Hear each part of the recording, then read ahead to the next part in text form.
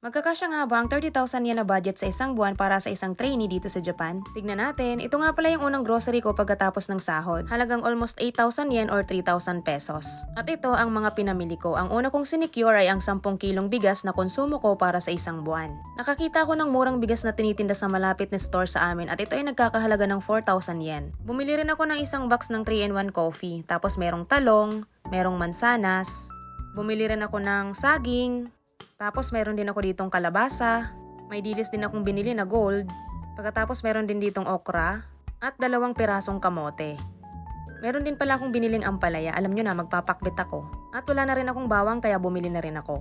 At meron din akong biniling favorite kong dalandan. May kasama rin palang isda at pork chop na hindi ko na naisama sa unpacking dahil piniprito ko na. So bali, ito na yung naggrocery ko sa halagang almost 8,000 yen or 3,000 pesos. Diba ang konti lang, ang nagpamahalang talaga dito is yung bigas. Pero yun na yung pinakamurang bigas dito sa Japan. I-monitor ko yung allowance ko kasi madalas akong nagkukulang lately. Tapos kinabukasan, pumunta ako sa isang ramen shop para i-satisfied yung cravings ko. At gumastos ako doon ng 1,650 yen. Isama ko to sa monitoring kasi dinner ko yan. At namasahe rin pala ako ng 820 yen papunta sa ramen shop for a total of 2,470 yen para sa cravings na yon.